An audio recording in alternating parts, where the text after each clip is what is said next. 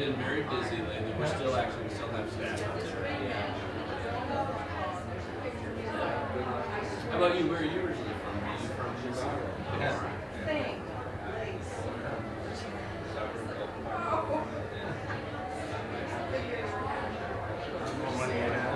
Similar wealth.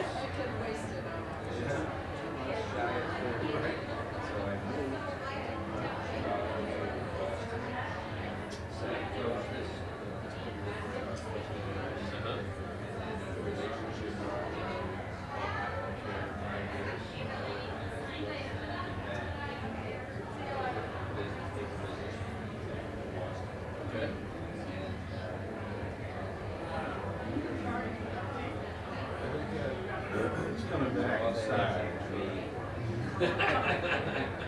Every 100 years or so. Oh, come on. Jeez, right? Spring chicken. Rules with the road. Iron fist. She's good. Gets things done.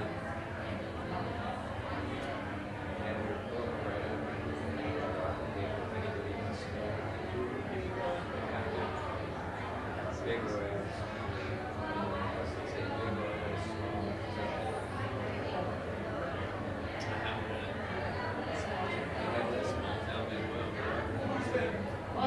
I'm gonna go this way.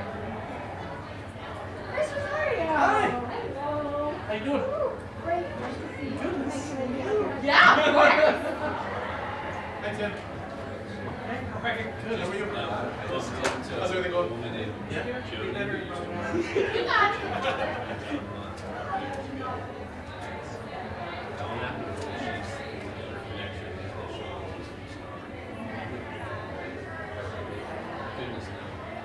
No, definitely. Go ahead. Oh, no, I was asking.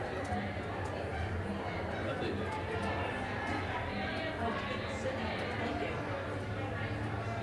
The best time. This presentation is all about Starry Night. Oh, really? She did a good job. How long ago was that? Are there two seats? There were. Somebody took them. Okay, I'll put the window over here on that. Next year as well. You're supposed to go buy paintings. I'll sit in front. And drop raffle tickets off. Special spots. Are you nervous?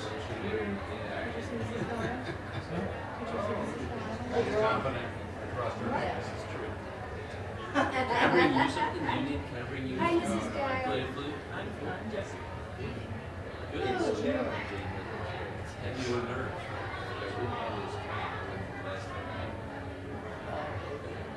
Is Michael still putting up tickets in the stocking list? You guys give raffle tickets. Yes, we did. And it was yours. Dude, I didn't get it gracefully. They love such a lot. Yep.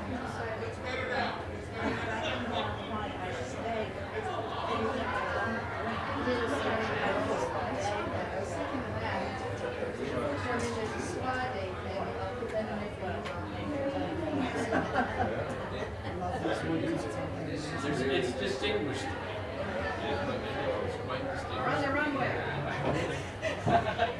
I just tells me that You gotta learn how to play that. start late with the live stream. And auto stops at 6:45. So keep that in mind. Oh, is that what that is? Oh, maybe he's got covered. How about just recollection? For the invite, though. I've already. Yeah, right. Yeah. Oh, Bodie. Yeah. Well, two baby girls. 13. Your wives are scary. Yes, the 17-year-old kitchen past church. How you doing? Recently worked on the 13-year-old. That's how I do it. Was she can actually be on. She makes out. She's my side. It is.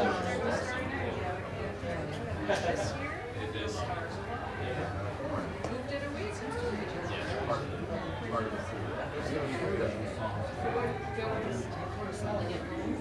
It's good for me, I think it's really good for them.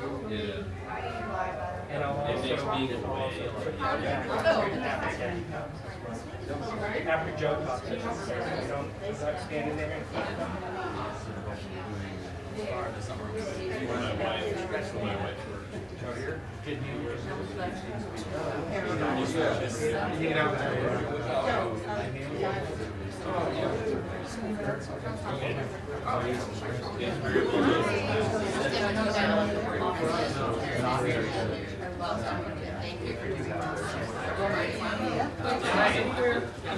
wife Yep.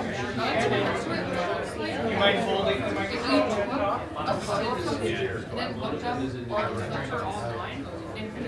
Down now, but let me, you know when it's done. I tried to get everyone to. And the live stream is live and already going. So if I want to look at the people who are on Zoom, where do I look? Where's the I camera? would come out more. And can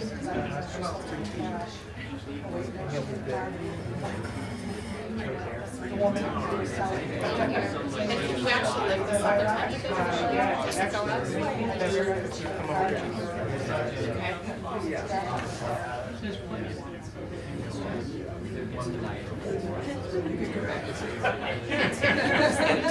Yeah.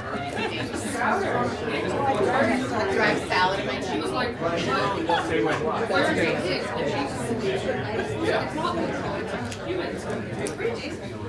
I'm like waiting for Joe Watts to like pop up. He is waiting for you. He is waiting. All right. So I think we're gonna give him 4 minutes to get seated. Okay. He's not this year, the year before. So we left the other side.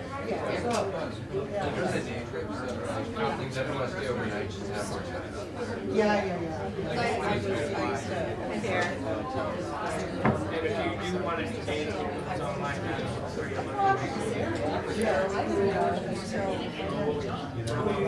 Yeah.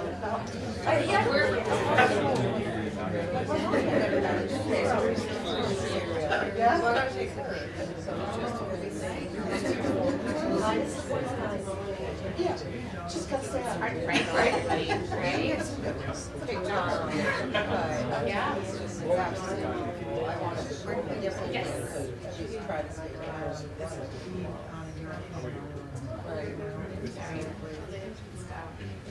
Great. Good evening and welcome. We are happy to have all of you here this evening. My name is Debbie Duval and I serve as the president of the Star Island Board of Directors. I would love for anyone who is a board member or a former board member, because I think we have a bunch of you here tonight. Could you stand, please? Awesome. Woo! All right. We thank those people who serve on our board. They do such a wonderful job. This is our 15th annual Starry Night event. It is our fall fundraiser, and it's actually one of my favorites. I think I may have actually been at every single one of them. I really love this. So as a nonprofit organization, we depend on the generosity of individuals like you and all of the wonderful volunteers and events like this one to help us to continue to offer over 50 conferences and programs each year. That's a lot, right? 50 conferences and programs. It's pretty amazing. Your support allows us to bring thousands of people to Star Island each summer to experience the special place that so many of us refer to as our spirit's home. It is truly magical, as I'm sure every single one of you can attest to. And there are memories made that last a lifetime. We are gathering today over Veterans Day weekend, so we want to take a moment to acknowledge and thank all of those who have served our country in all of the branches of the military. We are grateful for their service and for the ways that they have sacrificed. For those of you who have served and those who have loved ones who have served, we thank you tonight as a Star Island community. Additionally, we want to welcome all of you who are watching us live stream on Zoom, including our wonderful CEO who had a little exposure to COVID and has decided that it is in his best interest and our best interest to not be here this evening, but he's gonna zoom in. I don't know why he's not turning on his camera yet, but I guess it's the big reveal. There he is. Woo! All right, so we have an exciting night planned for you, and without further ado, I would like to introduce our incredibly talented and competent and amazing Star Island CEO, Joe Watts. Thank you, Debbie, and it's nice to be joining you from Gosport Harbor. Actually, in all seriousness, as Debbie said, we're sorry we can't be there, Brenda and I, with you in person this evening, but it's really great to be able to at least zoom in, have some important and heartfelt appreciations I want to share, and it's also my pleasure to introduce our wonderful speaker this evening. So this is a very exciting night for Star Island. As with Debbie, I've been to all of these. I'm going to count tonight as well, in spirit, and then via Zoom. We're so pleased and thankful that you have shown up to help support Star Island. And so I want to thank everyone who's made tonight possible. And I want to start with our sponsors. And we're really pleased to have a really great sponsor turnout this evening. So I'm going to mention our sponsors now, and throughout the evening, please share your gratitude with them for really stepping up, being true partners, and helping to support our event. That starts with our lead sponsor, Paul McKeon Charitable Giving.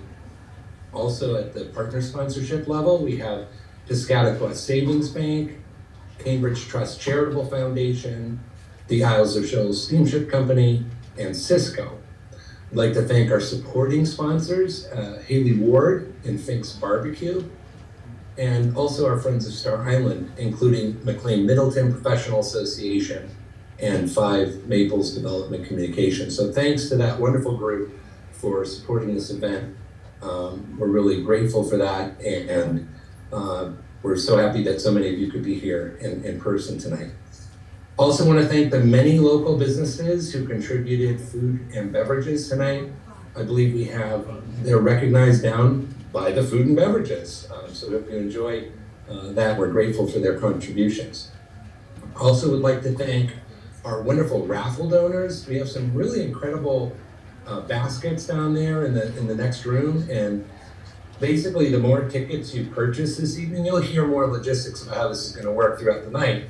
The more tickets you purchase, the more of these amazing prizes you win. You can put a ticket in every bucket, you can put multiple tickets in one bucket, and in addition to you winning some amazing prizes, the more raffle tickets we sell tonight, the more Star Island will be supported. So thank you very much.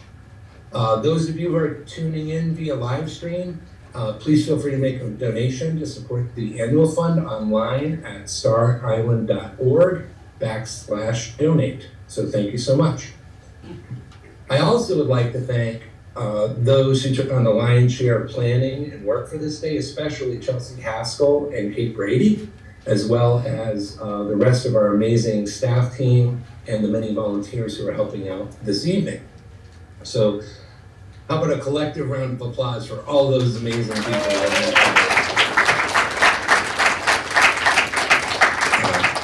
Great. All right, so now shifting gears, it's my pleasure to introduce our speaker, Diane Taraz. Diane loves to discover the stories of those usually left out of history, especially women. She creates programs that use music to explore many eras. She has hundreds of songs on all of the digital platforms, both original compositions and interpretations of traditional songs. And her works have been used in television and film soundtracks. For over a decade, Diane has directed a singing group of history buffs in Lexington, Massachusetts. And for 2 decades, she sang in an early music ensemble. She was a longtime member of a band that played Celtic and sea music, and she has recorded 2 albums of jazz standards. As a copy editor for Houghton Mifflin and other publishers, Diane spent years editing books of all kinds. She has a degree in elementary education and a master's in communication, and she does indeed educate and communicate. Diane was inspired by decades at the Life on a Star 2, or otherwise known as Lois 2 conference, to write the book called Candace, Imagining the Life of a Woman Enslaved in 18th Century New England. It lifts up a woman who spent her life on Star Island working for Reverend John Tuck. Candace had a daughter, Dinah, and the only traces they left behind were 2 entries in Tuck's church book. Diane used the records of the town of Gosport and knowledge about the time when Candace lived to set her in a seat of facts. Tonight, Diane presents Songs of the Revolution, a fitting program for Veterans Day. If you have read Candace, it will provide more details about her world. If you have not, it is a perfect introduction to the experience in exploring our country's colonial origins back when people lived in a world lit only by fire. Echoes of that time persist today. So without further ado, please join me in welcoming our speaker this evening, Diane Taraz.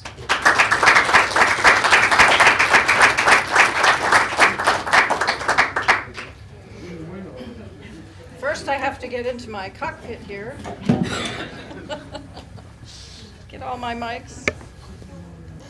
Well, good evening and welcome. And there we go. So I'm going to talk about the time of the American Revolution with a slightly different focus than what you usually get in the big documentaries full of galloping men and fighting men and shooting men and cannons blasting and the men talking about it all endlessly. So anyway, during the 1750s, American colonists fought as good British subjects against the French and their Indian allies. There's a lot of seats up front here if you want to come sit up front. I don't bite, and it's not too loud, I don't think. George Washington was a colonel in the British Army during the French and Indian War in the 1750s, as the English colonists fought to control North America. And one British officer in the French and Indian War was not impressed by the Yankees he was serving alongside, and he wrote a song poking fun at them. And he didn't bother writing new music. He used a song around so long it was called The Air from Who Knows Where. And this is what he wrote. Yankee Doodle went to town a-riding on a pony. He stuck a feather in his cap and called it macaroni. Now we all know that song. Many of us may not know why he was a macaroni or why he called himself a macaroni. A macaroni in the 16 and 1700s was a huge Italian wig with all these white powdered ringlets. It looked like you dumped a bowl of pasta on your head. And the joke is that this doodle, this silly person, thinks he's the height of fashion, as fashionable as a macaroni, which became the name for a fashionable young man just encrusted in silks and satins and with a big wig. He thinks he's as fashionable as that because he's got a turkey feather in his cap. So in another verse, a Yankee named Ephraim, a very common New England name, sells his cow to become an officer, which does not impress the guy writing this song. And he says, Brother Ephraim sold his cow and bought him a commission, and then he went to Canada to fight for the nation. But when Ephraim he came home, he proved an arrant coward. He wouldn't fight the Frenchmen there for fear of being devoured. Now, gentlemen like this officer loved to meet in clubs to drink and sing. They couldn't turn on the game, so singing was a major pastime. And there's a club that still exists in London called the Anacreontic Club. And it's called that because the club's patron was Anacreon, a Greek poet who was famous for his odes to wine and love, symbolized by Bacchus, the god of wine, and Venus, the goddess of love, and of course wine and love are dear to the hearts of gentlemen everywhere. And in the 1760s, two members wrote a theme song for their club called To Anacreon in Heaven.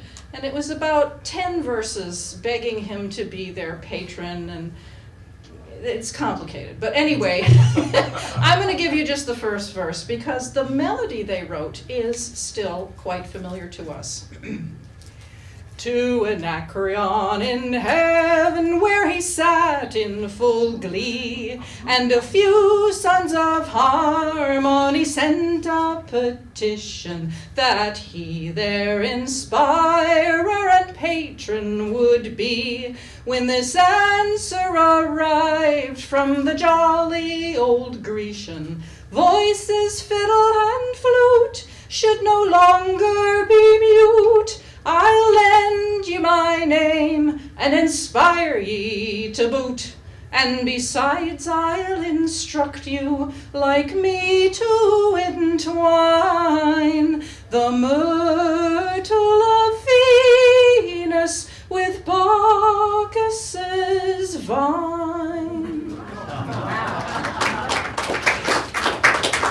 And I've recorded all the verses with explanation on my website if you're interested. Now, this melody became very popular. It's a catchy thing, don't you think? And it crossed the ocean and acquired many different sets of words. At this time, words and music were not as linked as we consider them to be today. And Francis Scott Key used the melody for another poem before he wrote the Star-Spangled Banner. Now, England had huge debts from the French and Indian War, and it seemed only logical for the colonists to help pay them off through taxes. But the colonists were upset that they had no say in Parliament when taxes were levied. And when the Townshend Acts of 1767 taxed paint and glass and tea, a 2-year boycott was mounted of all British goods, which caused huge losses because the colonies were a major market for Britain. And in support of the boycott, these anonymous lyrics appeared in a publication called the Boston Newsletter. It sounds so modern. The Newsletter. In 1769, and it's appealing to the young ladies in town, the fashionable women consuming imported ribbons and fabric and tea. And it says, you know, wear homespun and throw away your bohea, which was a kind of tea, and drink Labrador, which was an herbal brew made from an evergreen bush. I don't know that it was a good replacement. But the second verse says, refuse all proposals of marriage from those not keeping the boycott.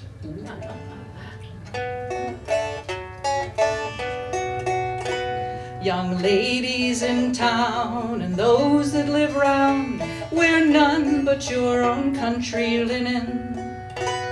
Of economy boast, let your pride be the most to show clothes of your own make and spinning.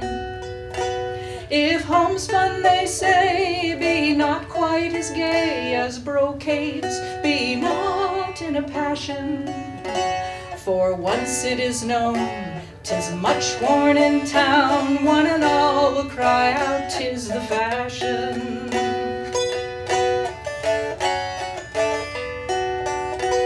And as one agree, you'll not married be to such as will wear London factory. At first sight refuse, pray tell 'em you'll choose to encourage our own manufactory.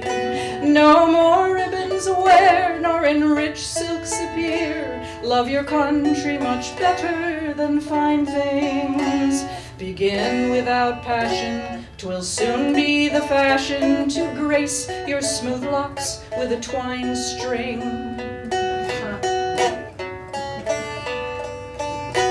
Throw away your bohea and your green hyacinth and all things of a new fashion duty. Get in a good store of the choice Labrador, there will soon be enough here to suit ye. These do without fear, and to all you'll appear fair, charming, true, lovely, and clever. Though times remain darkish, young men will be sparkish and love you much stronger than ever.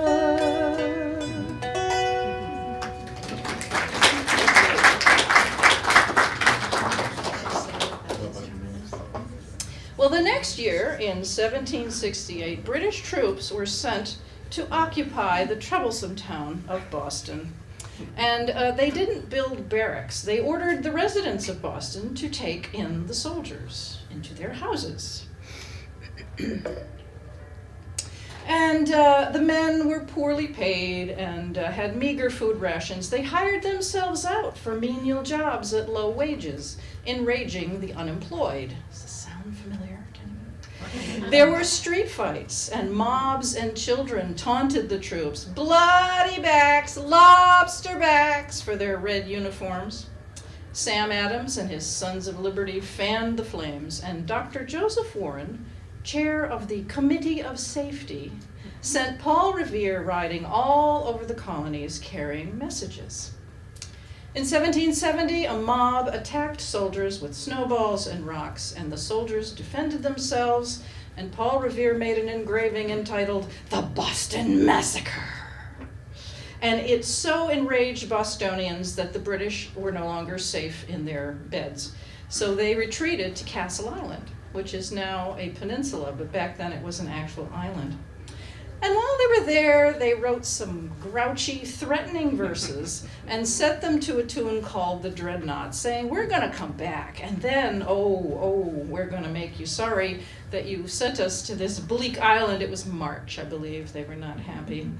And they say, King Hancock, he might get the yaws, which was an icky skin disease. They said, don't worry, we have a cure for him.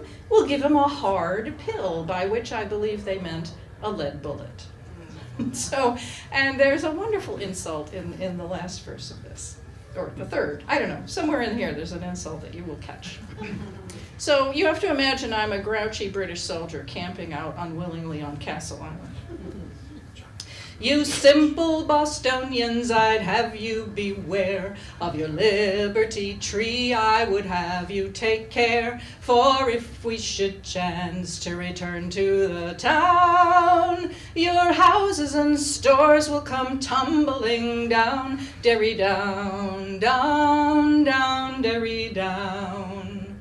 If you'll not agree to obey England's laws, I fear the King Hancock may soon get the yaws, but he need not fear, for I swear we will. For the want of a doctor, give him a hard pill, derry down, down, down, derry down. A brave reinforcement we soon think to get, and then we will make you poor pumpkins to sweat. Our drums they will rattle, and then you will run to the devil himself from the sight of a gun. Derry down, down, down, derry down. Our fleet and our army they soon will arrive, and to a bleak island you shall not us drive. In every house you shall have 3 or 4. If that doesn't please you, you'll have half a score. Derry down, down, down, derry down. And do you remember what a score is? No. 20 years. So they're saying we're going to put 10 soldiers in everybody's house. In April 1775, Warren sent Paul Revere and William Dawes to Lexington to warn Sam Adams and John Hancock of troops coming to arrest them. The next morning came the battles on Lexington Green and at Concord Bridge. The British had made several raids before, trying to capture stores of gunpowder, but they had dispersed opposing militia by firing just powder and not lead bullets, lead shot. Well, when they killed a dozen men on Lexington Green, the population was absolutely outraged and appalled, and militias quickly mustered and inflicted many casualties as the British retreated back to Boston. The next day, in a Boston newspaper, they wrote, "Upon their return to Boston, a Briton asked his brother officer how he liked the tune now. 'Dang 'em,' he replied, 'they made us dance it till we were tired, since which Yankee Doodle sounds less sweet to their ears.'"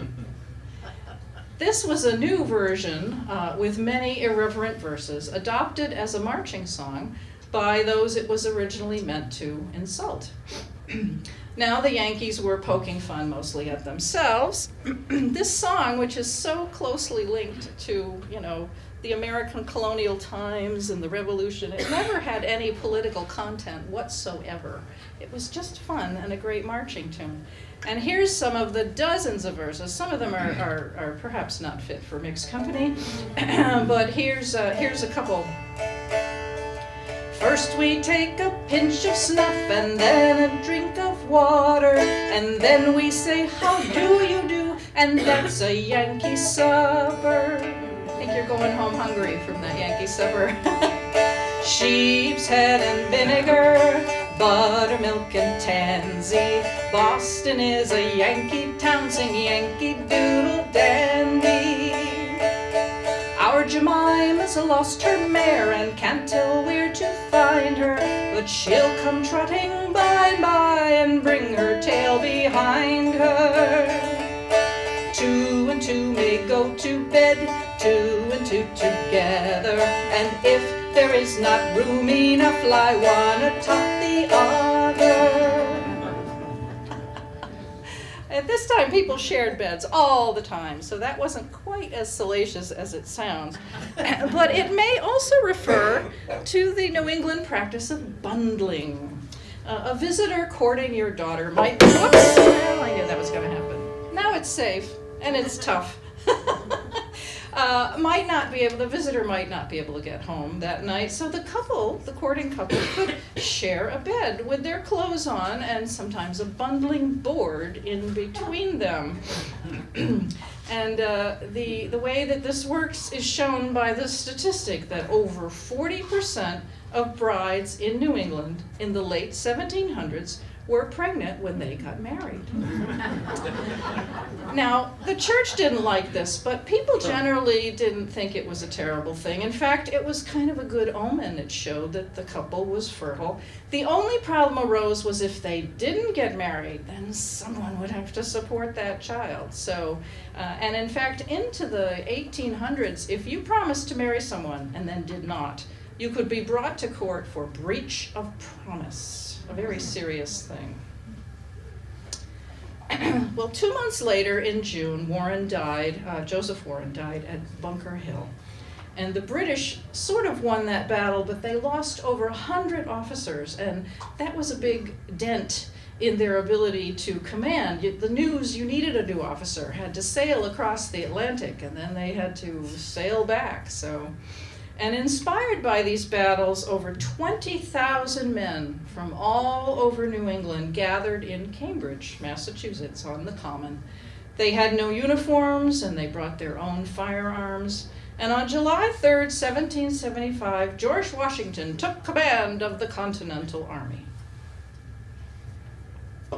Now, Washington was a Virginia gentleman who enslaved hundreds of people on his plantation. New England was a foreign place to him. He was appalled that Yankee officers were so casual. He complained of the leveling spirit of New England, where the principles of democracy so universally prevail. Terrible thing. Now, New England regiments were the most literate in the world. Nearly all could read, and a regiment from Marblehead reflected a New England maritime town. Indigenous people and African Americans were accepted on board ships if they could do the job, and regiments from elsewhere, when these Marblehead regiments arrived with these interesting people among their ranks, they disapproved, and Washington also disapproved.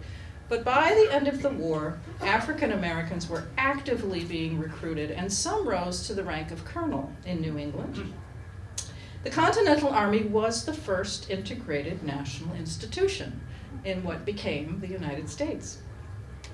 Now, Washington also had to deal with regiments from the backcountry of Pennsylvania and Virginia, crack shots with their long rifles. Their rattlesnake flag showed that their idea of liberty was personal. Don't tread on me. Then there were troops from Philadelphia, pacifist Quakers who called themselves associators. They elected their officers. And then there were silk stocking regiments, private groups with their own flamboyant uniforms who rode up and said, "Here we are, General, tell us who to kill." Even the privates of those expected to be treated like gentlemen and able to resign if they were unhappy. Now, Washington's greatest achievement was forging this wild mix into an actual fighting force. A soldier's life was hard, especially when there was not a government to provide supplies. Shoeless American soldiers starved and froze in rags at places like Valley Forge. And I have a sort of a lighthearted song, but it is based in the basic poverty of your average soldier, called "Soldier, Will You Marry Me?"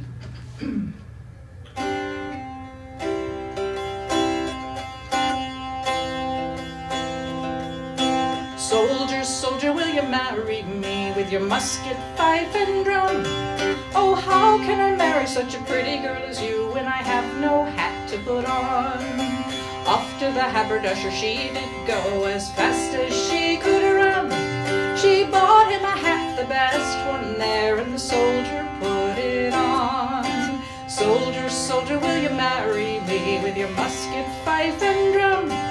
Oh, how can I marry such a pretty girl as you when I have no coat to put on? Off to the tailor she did go as fast as she could run. She bought him a coat, the best one there, and the soldier put it on. Soldier, soldier, will you marry me with your musket, fife, and drum? Oh, how can I marry such a pretty girl as you when I have no boots to put on? Off to the cobbler she did go as fast as she could run. She got him a pair, the best ones there, and the soldier put them on. Soldier, soldier, will you marry me with your musket, fife, and drum? Oh, how can I marry such a pretty girl as you with a wife and a baby back home? Yes. Soldiers have not changed. She's working so hard. Well, speaking of boots, one of my favorite little facts from what some people have called the horrible 18th century is that boots and shoes did not come in lefts and rights. All footwear was made on a straight last. They were the same shape. And in some training manuals, soldiers were advised to swap their boots weekly so they wouldn't run crooked. Can you imagine? I can't imagine. Well, George Washington had a man that he enslaved by his side all through the war. His name was William Lee. And he was a companion who matched Washington in horsemanship and daring. They loved to race through the countryside together, jumping fallen branches on their horses. Lee wore a turban, which must have set him apart, and Washington called him "my fellow." After the war, George gave William his freedom. If you visited a military camp at this time, you would see a surprising number of women and children. The Army didn't have the services that it provides today, and an important part of their setup were what was known as camp followers, women who lived and worked alongside the soldiers. Most were the wives and daughters or sweethearts of the soldiers. And they did the cooking, they did the laundry, they nursed the wounded, and they got a small wage. And when British troops left for America, They held a lottery to see who could bring their wife or daughter or support system. Joseph Plum Martin, a Connecticut private, joined up as a teenager and later wrote a memoir. Poor Joseph endured starvation, scrounging food, having no firewood or warm clothing, and halfway through the book, nothing but skin and bones, he goes home on leave and fattens up on mom's cooking, and then he goes back. And you can't believe it that he's going to do it, but he believed in the cause, and that sometimes involved starving and freezing to death. Martin fought in the Battle of Monmouth, New Jersey on June 28, 1778, the largest one-day battle of the war. 13,000 Americans faced 10,000 British, and it was over 100 degrees. And they were all wearing wool. And Martin saw women bringing water to the troops who would call, "A pitcher, Molly, a pitcher, pitcher." And Martin wrote this in his memoir. A woman whose husband belonged to the artillery attended with her husband at the piece. That means she was helping him fire his cannon. While reaching for a cartridge with one of her feet as far before the other as she could step, a cannon shot from the enemy passed between her legs without doing any other damage than carrying away her petticoat. Looking at it with apparent unconcern, she observed that it was lucky it did not pass a little higher. George Washington made Mary Hayes a non-commissioned officer, and she was called Sergeant Molly from then on. Molly's a common nickname for Mary. And in 1822, Pennsylvania gave her a pension of $40 a year.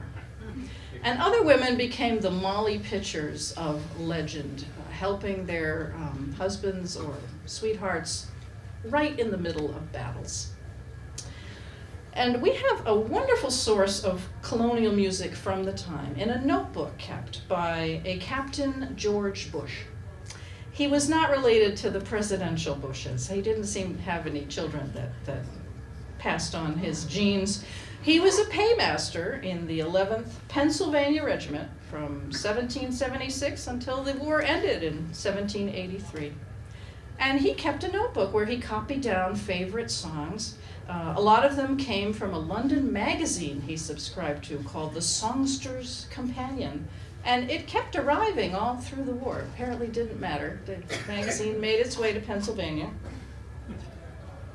And a lot of the songs were from plays, London plays. And this one came from a play. And in it, a soldier's asking his sweetheart if she'll marry him and become a camp follower. And rather, calmly, he asks her these things. And he says, "Will you leave your mammy and daddy?" And that is how the Scots still refer to their mother, mammy. The mammy of the late next century had not happened yet. So that's just her mother and her father.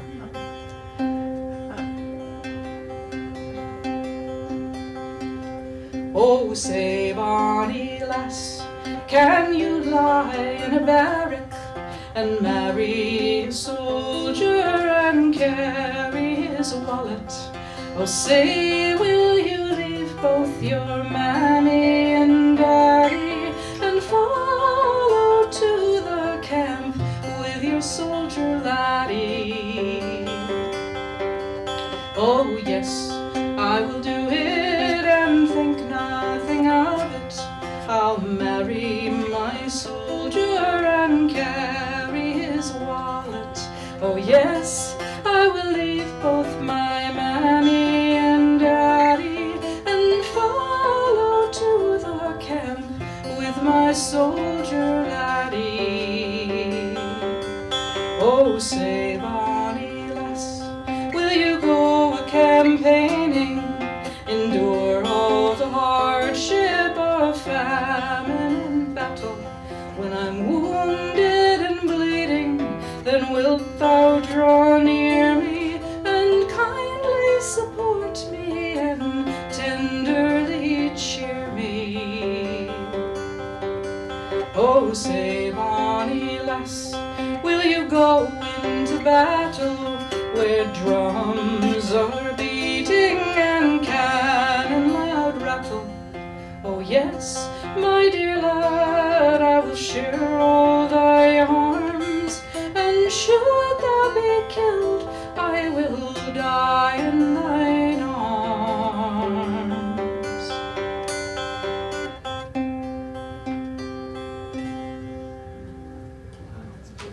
Isn't that a lovely thing? And we just proceed along, you know. Naturally, the last thing he asks, will you come on the battlefield? Sure. In 1775, the governor of Virginia, John Murray, the Earl of Dunmore, was driven from office, and he set up a government on a ship in the James River. And he was joined by hundreds of loyalists in a floating town of 200 ships with 3,000 people. Now, one morning, John Murray, he got up and he issued a proclamation that, quote, all indentured servants, Negroes, or others that are able and willing to bear arms were invited to join His Majesty's troops. Now, this was not a policy from King George or the British government, but word spread that the British were offering freedom to anyone who would fight in their army. And before he knew it, Dunmore had hundreds of hopefuls ready to take up arms, and he formed them into what he called Ethiopian regiments. And they fought wearing badges that said liberty to slaves. Among the people who showed up there were some from 3 Virginia plantations. There were several from Mount Vernon, including a man named Harry Washington.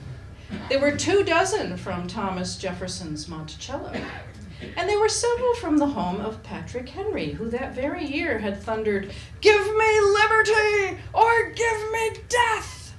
Well, his enslaved people were choosing liberty. Thank you very much. For these founding fathers, the idea of liberty was very limited. Only those whose circumstances suited them for liberty deserved it. White, educated men who owned land. Eventually, some 20,000 people emancipated themselves and joined the British side. Other enslaved people from New England went to war with their masters. One was the husband of a woman named Betsy. She was enslaved in Massachusetts. In 1781, 2 years before the war ended, she heard the new Massachusetts Constitution read that said, all men are created equal. And so she sued for her freedom in a court in Great Barrington, and she won. Her former master had to pay the court costs and give her a little bit of money to get started from all the years she had spent working for him for nothing. And her case set a precedent that soon led to the abolition of slavery in Massachusetts, and she chose a new name, Elizabeth Freeman.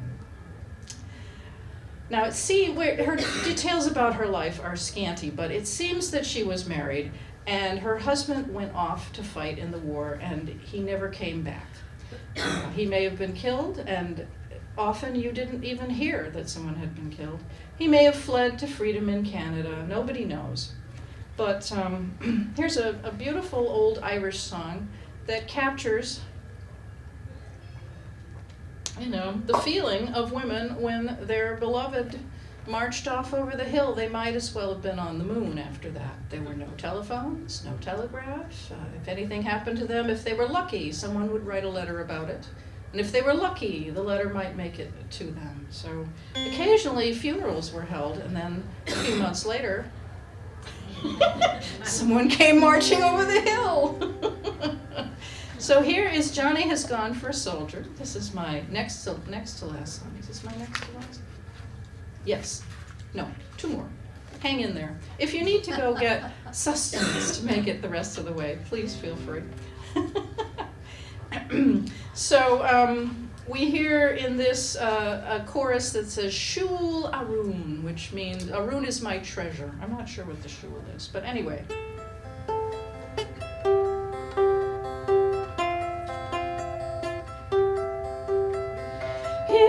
I sit on Buttermilk Hill. Who can blame me? Cry my fill. And every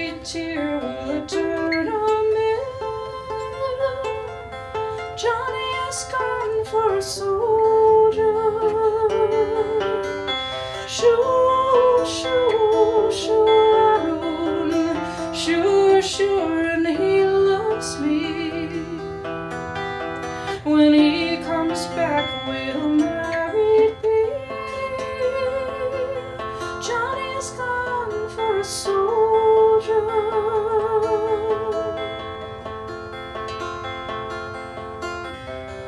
Me and I loved him so, broke my heart to see him go, and only time will heal my woe. Johnny has gone for a soldier.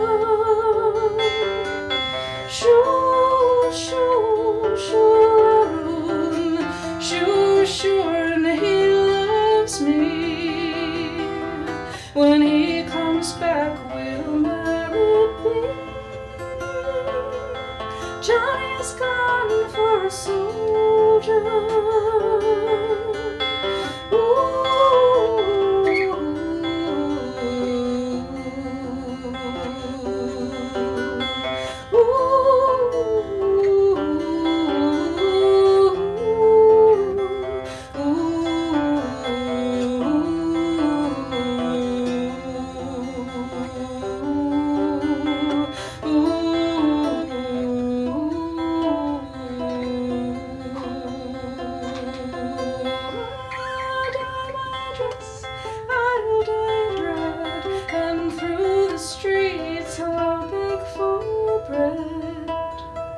For the lad I love from me has fled. Johnny has gone for a soldier. Sure, sure, sure, Aaron. Sure, sure, and he loves me. When he comes back, we'll marry be. Johnny has gone for a soldier.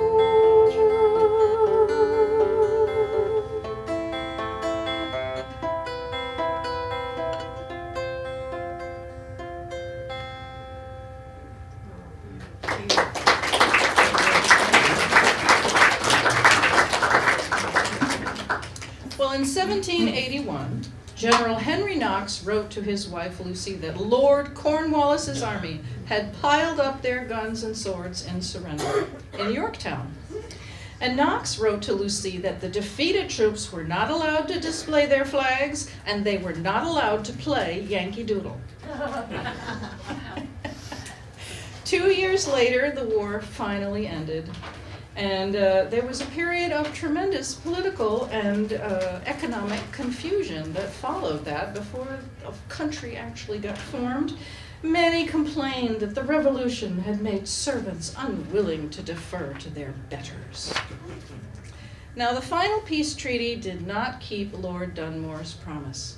In fact, it had language that said, no property shall be removed from the new United States. In a wonderful book called Liberty's Exiles, Maya Jasanoff detailed how the British evacuated some 55,000 loyalists who had no future here. Some wanted to keep their enslaved people, and those who had escaped from bondage wanted to keep their freedom, and they wound up in England, and Jamaica, and other British colonies. In New York City, British officials loaded ships bound for Nova Scotia. George Washington arrived to complain that property was being removed and sailing away in violation of the treaty. And an official replied, well, these people were free when I got here, and I have no reason to believe they are otherwise. Now, one person who went to Nova Scotia was Harry Washington, probably a field hand, someone with whom George did not have a personal relationship, unlike William Lee, who he gave his freedom. Washington's views evolved through his life. Unlike Jefferson, he freed the people he enslaved in his will. In 1788, Massachusetts ratified the United States Constitution. Bells rang, cannons boomed, and yet more verses to Yankee Doodle appeared. Here's a song that mentions it's got 13 verses, one for each colony, I'm sure. You'll be happy to hear I'm not going to sing all 13. People had a lot more time back then to while away an evening by the fire. But I'll give you two of the verses, which are particularly interesting. It says, "The Vention did in Boston meet," the convention, the Constitutional Convention. "The Vention did in Boston meet, the State House could not hold 'em. So then they went to Federal Street, and there the truth was told 'em. Every morning went to prayer, and then began disputing, till opposition silenced were by arguments refuting." Yankees arguing, can you imagine? But then it says, "Now politicians of all kinds who are not yet decided may see how Yankees speak their minds and yet are not divided. So here I end my federal song composed of 13 verses. May agriculture flourish long and commerce fill our purses."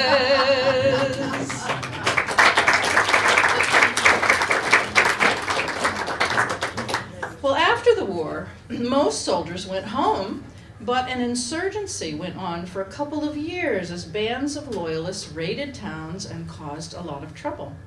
In this atmosphere, a young woman disguised herself as a man to enlist. Her name was Deborah Sampson. It was S-A-M-S-O-N. People added the P because she must be connected to the biblical strongman Samson, but it was S-A-M. And she got away with it because at this time the army was desperate for anyone who was willing to fight. And she was very tall and very strong. There were no entrance physicals. People seldom took all their clothes off, and poorer folks often owned only the clothes they were standing in. I could not find a contemporary song about Deborah, so I wrote one called The Ballad of Deborah Sampson. And I will leave you with this song, which is on a new CD of mine. I just made a new one. About 12 years ago, I made a CD called Songs of the Revolution, and it's by far my bestseller among my 24 CDs. And I thought, well, gosh, there's more songs I could do. We'll call it More Songs of the Revolution. So there's some over on that table over there if you're interested in taking them home. There's also copies of my book Candace, which if you're interested in Star or interested in anything about our nation's past, it really was a delight to write, and I learned just a vast amount. So anyway, here is the Ballad of Deborah Sampson. I will tell you that she spent 10 years as an indentured servant working for a farming family who had 10 children. They were all boys. So Deborah had a little feel for what made men tick. And she taught herself to read and write by helping them with their lessons. So here's her story.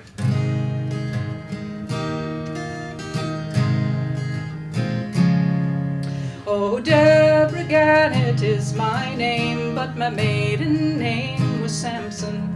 'Tis among the poor that I was born, of luxuries we had none. And when I was 8, my old dad ran off, leaving too many mouths for feeding. I was sent to work on a Middleborough farm where 10 children needed keeping. Endless work in the house and plot, not a single girl in the whole wild lot. I was tall as an oaken tree. I was tall and as strong as can be. Bold as a spark in my blue, blue eyes, looking sharp for the fight for liberty.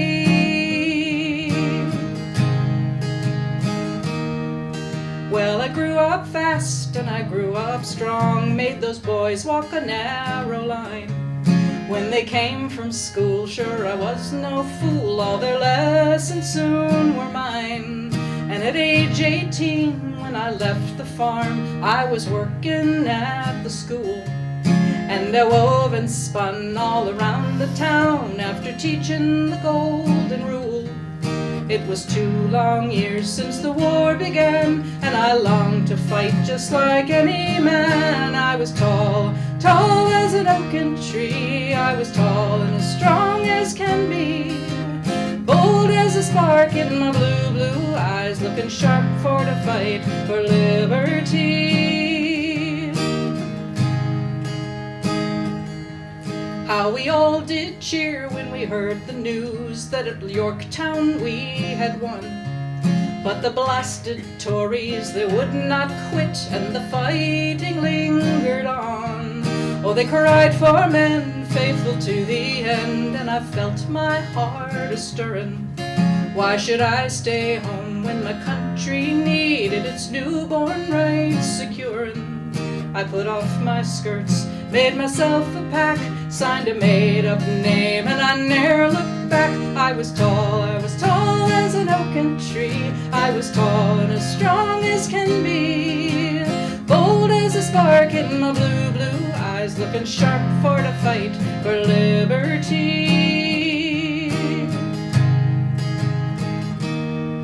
Well, in '82 I marched off to fight. Robert Shirtliff became my name. I was known as a brave and a faithful lad as we tried the foe to tame. Then near Tarrytown I was wounded sore, my head cut by a saber, and a musket ball lodging in my thigh, awaiting bloody labor.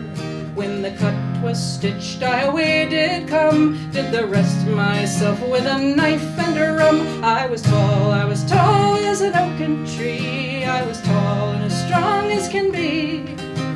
Bold as a spark in my blue, blue eyes, looking sharp for the fight for liberty. Well, they found me out and I went back home, though they mourned to lose such a soldier. They sent me off with a rousing cheer and a discharge filled with honor. I put on my skirts, settled down to wed, had 3 babes plus 1 a foundling. We were very poor, but old Paul Revere gave the governor a hounding. He said as a vet I should have my due. Hancock signed my pension in '92. I was tall as an oaken tree. I was tall and as strong as can be. Bold as a spark in my blue, blue eyes, looking sharp for the fight for liberty. There's one more verse. She had a long life. Interesting one. Oh, I traveled round when my babes were grown for to earn some ready money. Wore my soldier duds, told my soldier tale. Oh, they came like flies to honey. And my stories spread all across the land, though the lies they told were many. I was just a brand new American fury bound to do her duty.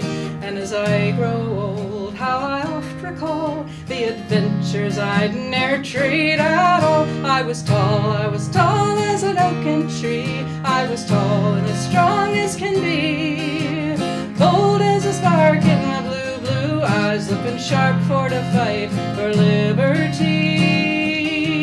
I was tall as an oaken tree, tall and as strong as can be. Bold as a spark in my blue, blue eyes, looking sharp for the fight for liberty, for liberty.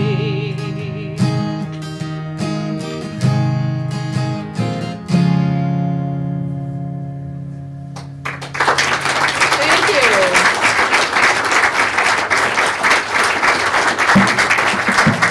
Thank you very much.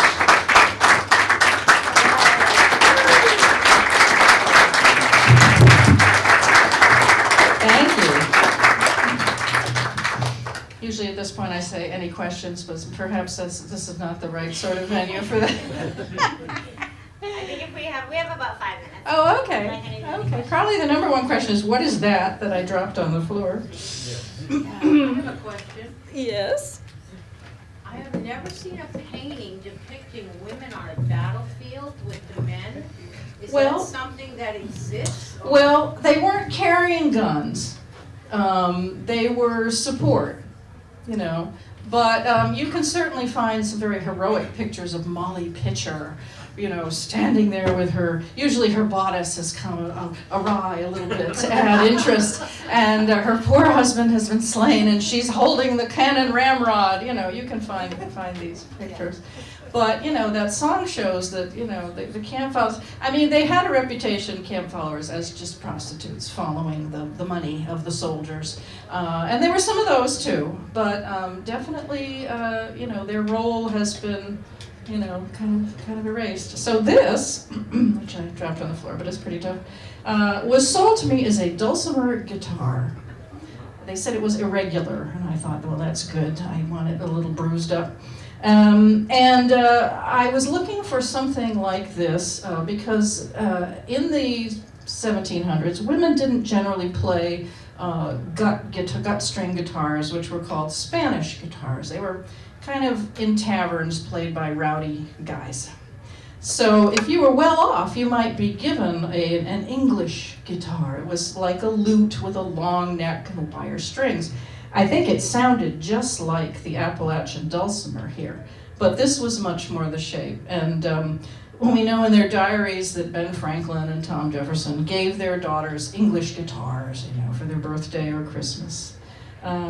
So I just think it's a little more appropriate for me to play that than other things.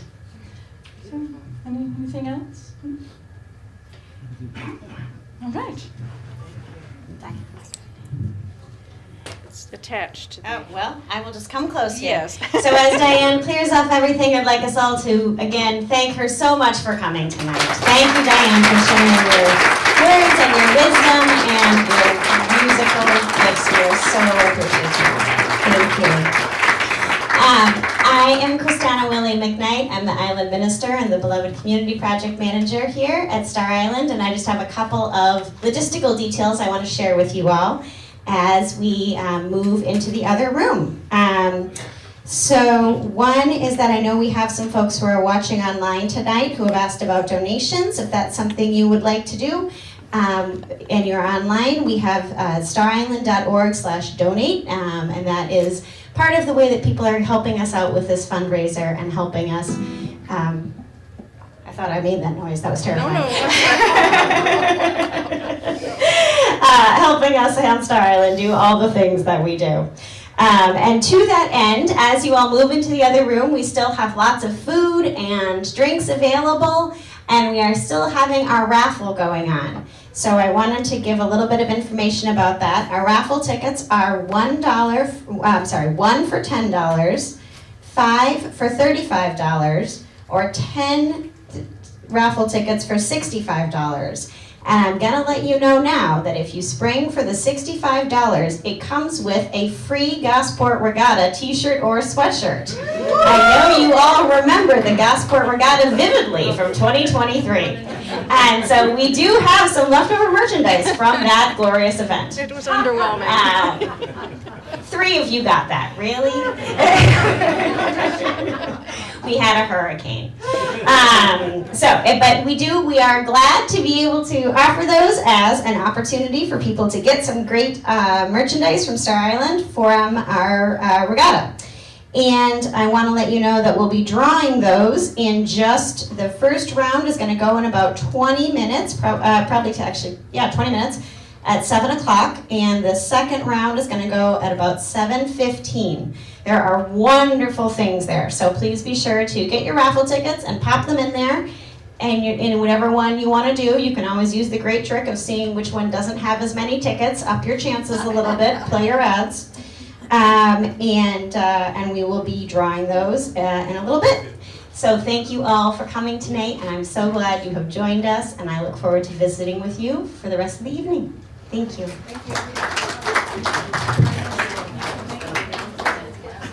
Oh, if I can escape. I have one other thing. If you buy a raffle ticket, make sure you are either here or you give it to somebody, because your name is not on it. So speaking as the person who's going to be drawing them, I'm going to call out those numbers, and if no one responds, I'm moving on to the next person. Tough. I know, hard times.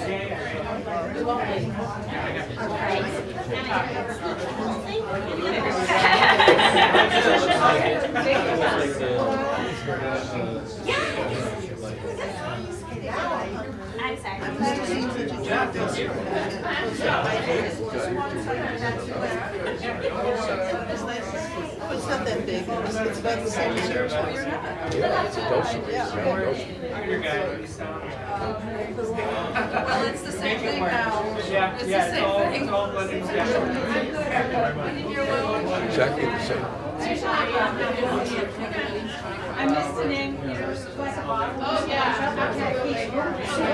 Squeezed it down.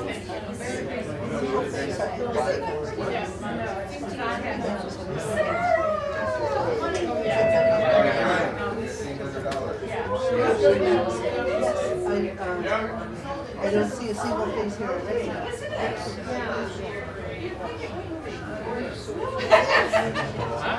You bring it to life, you know? Well, I love the way, when I do the civil war, the same thing happens with the Watch out. It's like all the way through, popping up in different and then for this one, so it's like.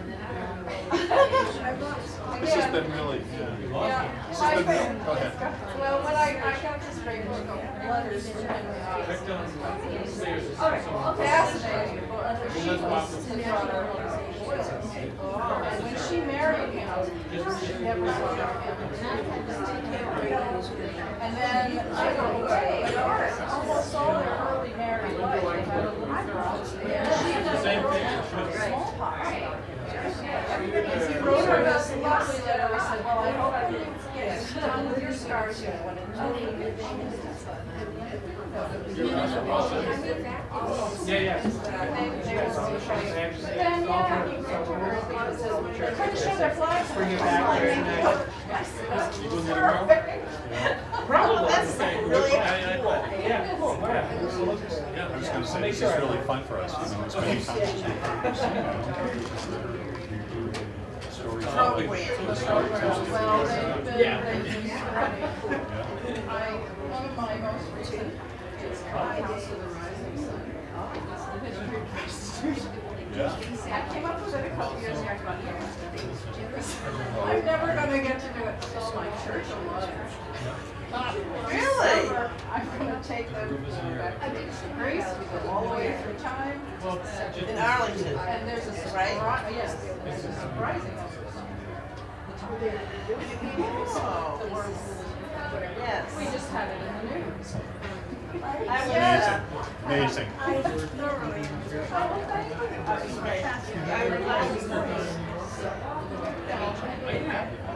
Thank you so much. 20 years in an early years. Tremendous effect. It was very interesting. Very Christian.